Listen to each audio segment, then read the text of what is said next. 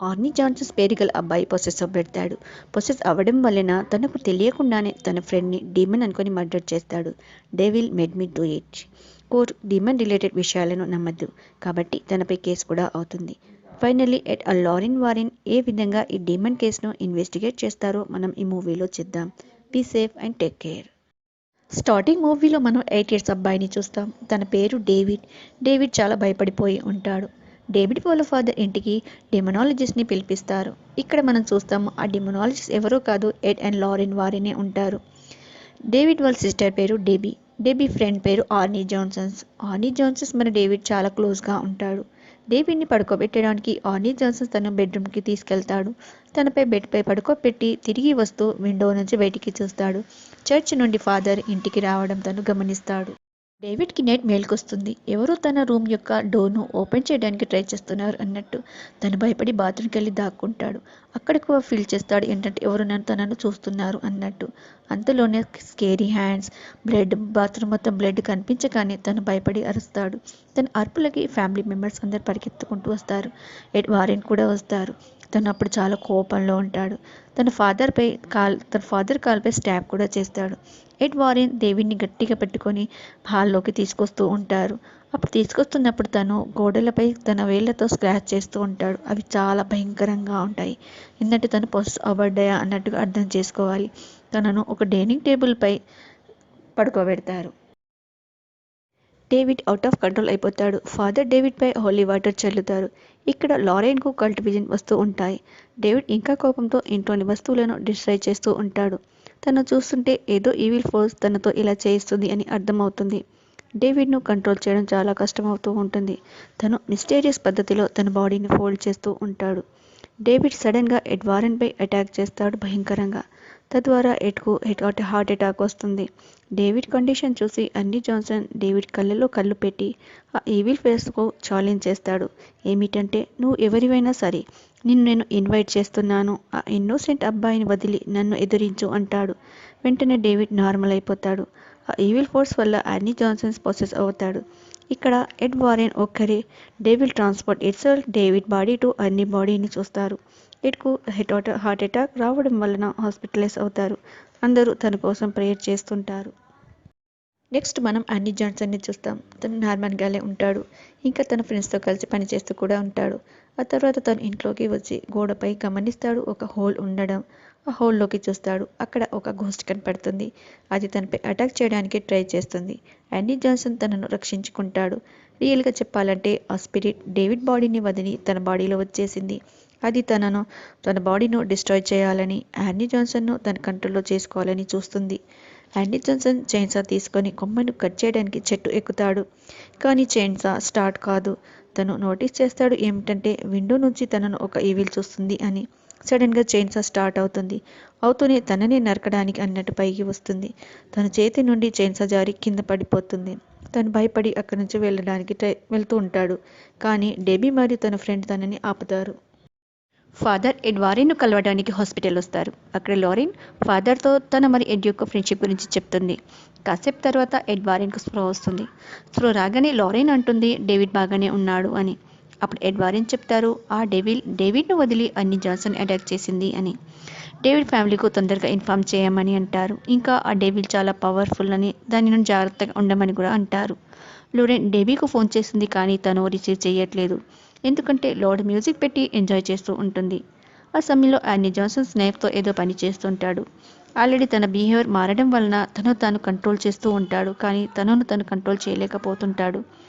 Debbie తన ఫ్రెండ్తో dance చేస్తూ ఉంటుంది. తన ఫ్రెండ్ ఉన్నట్టుండి ఒక డెవిల్ రూపంలో మారిపోతాడు. అది చూసి గట్టిగా అరుస్తుంది. డెబీ అరుపులు విని యాన్నీ జాన్సన్స్ డెబీని తీసుకొని పరిగెత్తుతుండగా తను పడిపోతాడు. తన దగ్గరున్న నైఫ్ కింద పడిపోతుంది. అంతలోనే తన ముందుకు డెవిల్ పరిగెత్తుకుని రావడం చూసి ఆ నైఫ్తో తన ఫ్రెండ్ని డెవిల్ అనుకొని చంపేస్తాడు. లొరెన్ డెబీ ఫోన్ రిసీవ్ చేయనందున తను పోలీస్ స్టేషన్కు ఫోన్ చేసి చెప్తుంది. పోలీస్ డెబీ ఇంటికి వెళుతుండగా దారిలో యాన్నీ జాన్సన్ను ఆపుతారు. తన కళ్ళు టోటలీ చేంజ్ అయి ఉంటాయి. బట్టలపై రక్తం మరకలతో కనిపిస్తాడు. పోలీస్ ఆఫీసర్ తనను ప్రశ్నిస్తాడు ఏమిటంటే, నీ బట్టలపై రక్తం ఉంది, నువ్వు నాతో పాటు పోలీస్ స్టేషన్కి రావాలి అని. యాన్నీ జాన్సన్ చెప్తాడు ఆ డెవిల్ నాతో ఇలా చేయించింది అని. నెక్స్ట్ మనం ఎడ్ అండ్ లారెన్ వారెన్ని చూస్తాము. వారు అన్ని జెన్స్ని కలవడానికి పోలీస్ స్టేషన్కి వస్తారు. వారెన్ కపుల్ తనను చెక్ చేయడానికి వస్తారు, ఎందుకంటే తను నిజంగా పొసెస్ అయ్యాడో లేదో అని. తనను బైబిల్ చదవమని చెప్తారు. డెబీ కూడా అక్కడే ఉంటుంది. ఎడ్ లారెన్ వారెన్ తర్వాత రానీ జాన్సన్స్ లాయర్ను కలవడానికి వస్తారు. తనతో చెప్తారు ఏమిటంటే తను నిజంగా మర్డర్ చేయలేదు, తన బాడీలో ఉన్న డెవిల్ ఇదంతా చేయించింది అంటారు. ఇంకా ఏం చెప్తారు అంటే డెబీ ఫ్రెండ్లో కూడా ఆ సమయంలో తన బాడీలో వచ్చిన సాల్ ఇదంతా చేయించింది అంటారు. ఇదంతా విని లాయర్ అంటుంది, మీరు రియల్ లైఫ్లో వచ్చేయండి, ఈ కాలంలో ఎవరు ఇలాంటి విషయాలను నమ్ముతారు అని. ఆ లాయర్ ఎడ్ మాటలను అస్సలు నమ్మకపోవడం వలన ఎడ్ చెప్తారు, మీరు మా ఇంటికి రండి, నేను మీకు డీమన్ను చూపిస్తాను, ఒకవేళ డీమన్ మీకు కనపడకపోతే తప్పకుండా మీరు తనను అరెస్ట్ చేయించవచ్చు అని. ఫైనల్లీ తను కాన్ఫిడెంట్లీ ఓకే అంటుంది. ఫైనల్లీ తను ఓకే అయిపోతుంది. కోర్టుకు కూడా ఈ విషయం తెలియజేస్తుంది, కానీ కోర్టుకు ప్రూఫ్ కావాలి. అది లేనందున తనను లైఫ్ టైం శిక్ష విధిస్తారు. లారెన్ అంటుంది, ష్యూర్లీ మేము ప్రూవ్ చేస్తాము ఏమిటంటే అర్నీ జాన్సన్స్ ఈ మర్డర్ చేయలేదు అని. సెల్ఫ్ వారెన్ కపుల్స్ ఈ కేసును ఇన్వెస్టిగేషన్ చేయడం మొదలు పెడతారు. ఫస్ట్ ఆ టేప్ను వింటారు, అప్పుడు వీరు డ్యాన్స్ చేసినప్పటిది. ఆ తర్వాత ఆ ఇంటికి వెళ్తారు, ఎక్కడైతే డేవిడ్ను ఎక్సర్సిజం చేశారో, ఇంకా తను ఫస్ట్ టైం ఎక్కడ భయపడ్డాడో, ఫస్ట్ టైం ఎక్కడ ఆ గోస్ట్ను చూశాడో తెలుసుకోవడానికి. ఆ ఇంట్లోని ఒక రూమ్లో వాటర్ బెడ్ ఉంటుంది, దానిపై డేవిడ్ ఆడుతూ ఉంటాడు. డేవిడ్ ఆ వాటర్ బెడ్పై ఆడుతూ రిలాక్స్ అవుతాడు. అక్కడ ఏదో సౌండ్ వినబడుతుంది. దానివల్ల తిరిగి చూస్తాడు. ఆ వాటర్ బెడ్ నుంచి ఒక ఘోస్ట్ డేవిడ్ చేతిని గట్టిగా పట్టుకుంటుంది. తను భయపడి కిందకి పడిపోతాడు. ఆ రూమ్ యొక్క ఫ్లోర్ కూడా డ్యామేజ్ అయి ఉంటుంది. ఆ తర్వాత కపుల్స్ సెల్లార్లోకి వెళ్తారు. అక్కడ లారెన్ చూస్తుంది ఏమిటంటే ఎగ్జాక్ట్లీ ఆ రూమ్కు కింద ఒక మిస్టీరియస్ కల్ పెట్టి ఉంటుంది. దాని పిక్చర్ కూడా తీసుకుంటుంది. అది దేని స్కల్లో అర్థం కాకుండా ఉంటుంది. దాన్ని ఫాదర్ కూడా గుర్తుపెట్టారు. ఫాదర్ ఒక సీనియర్ ప్రీస్ట్ అడ్రస్ ఇస్తారు. దీని గురించి తన తెలిసి ఉంటుంది, మీరు వెళ్ళి కలవండి అంటారు. లారెన్ వారెన్ ఆ ప్రీస్ట్ను కలుస్తారు. తను ఆ పిక్చర్ చూసి దీనిని నేను ఎక్కడో చూశాను అంటారు. ఆ తర్వాత ఆ ప్రీస్ట్ తన కలెక్షన్ని చూపిస్తారు. ఇంకోవైపు ఒక లేడీని చూస్తాము. తను ఒక మిస్టీరియస్ బ్లాక్ మ్యాజిక్ చేస్తుంటుంది. తన టేబుల్పై అర్నీ జాన్సన్స్ పిక్చర్ కూడా ఉంటుంది. తన మ్యాజిక్ వల్ల మనిషి హాలసరేషన్ అవుతాడు, అంటే తన చుట్టూ సాల్స్ ఉన్నాయి అని ఫీల్ అవుతూ ఉంటాడు.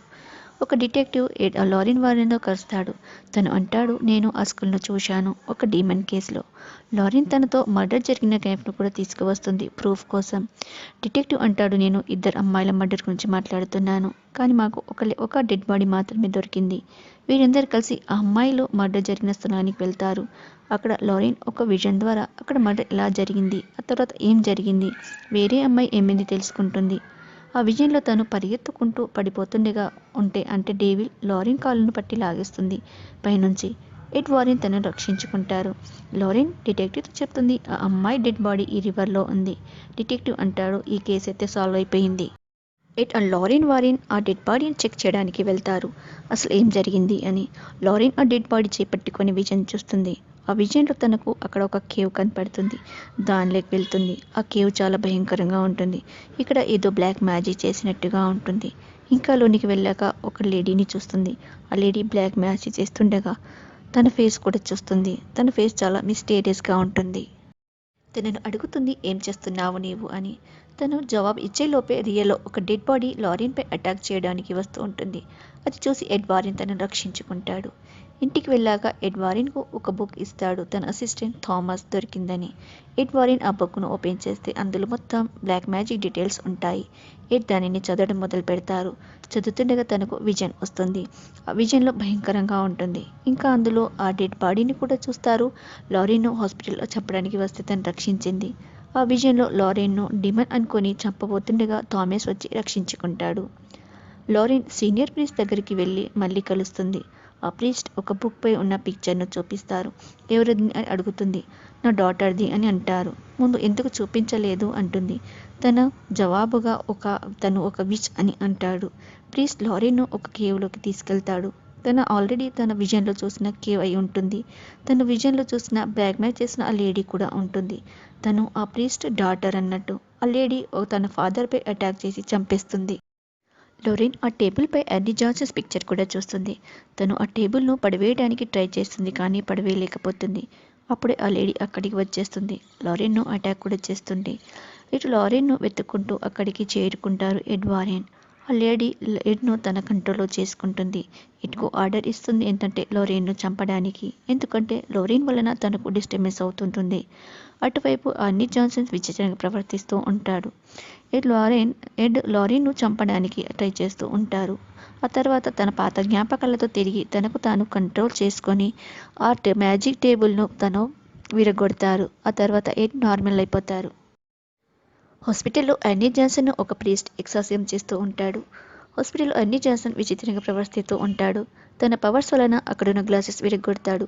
అక్కడున్న గ్లాసెస్ ముక్కను తీసుకొని తనకు తాను అటాక్ చేసుకుపోతుంటాడు. డెబీ చాలా ట్రై చేస్తుండి ఆపడానికి. ఎప్పుడైతే ఎడ్ వారిన్ ఆ మిస్టీరియస్ బ్లాక్ మ్యాజిక్ను పగలగొడతారో తను నార్మల్ అయిపోతాడు.